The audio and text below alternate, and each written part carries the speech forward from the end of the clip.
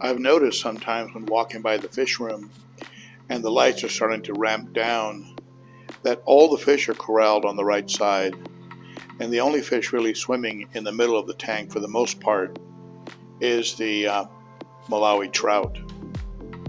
He definitely has become the boss of this tank, but in a lot of ways he's actually an ideal boss, and I'll explain to you what I mean. When I go down to the fish room and actually look at what he's doing, it just looks like he's got everybody just sort of corralled between the large artificial plant and the right side, and when they come out he just kind of moves them back in there. But that only happens when the lights are out and he wants the run of the tank. He doesn't hurt anybody. He chases them and certainly can be threatening, but I don't see him actually hitting other fish or creating any fin damage or knocking scales off their sides like a truly mean or overly aggressive African cichlid can do from time to time.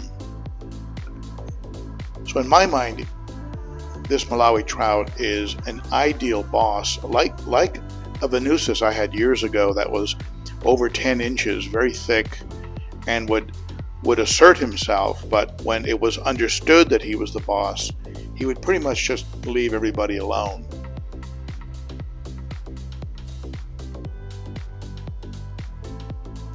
You can see he's just a beautiful fish, and is definitely going to be growing more. He's probably got another 2 or 3 inches, maybe 4 inches more of growth left in him, and with that will come more weight, more thickness. Once I come down and the fish start thinking that there might be some food coming their way, they go ahead and start to come out from behind the plant. And I think what happens, and this certainly makes a case for a crowded African cichlid tank, really having a well-stocked African cichlid tank to spread aggression around. But what happens is when they all come out at once, because the lights are on and they think it's feeding time, he just sort of goes into a little bit of an overwhelm or a little bit of apathy and goes, well, all right, you're all out here, and so let's just go ahead and drift around together, I guess. I'm going to stop trying to corral you folks. So at that point he becomes just another, to a large degree, just another mellow tank mate.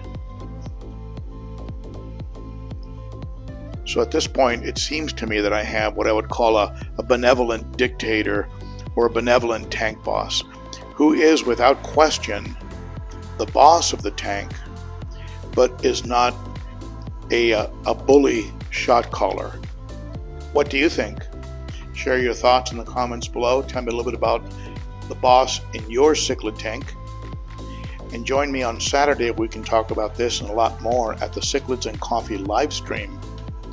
And if you want to support the channel, consider becoming a Patreon monthly supporter. Starts for as little as $3 a month. The details are in the description. Thank you, my friends. See you again soon.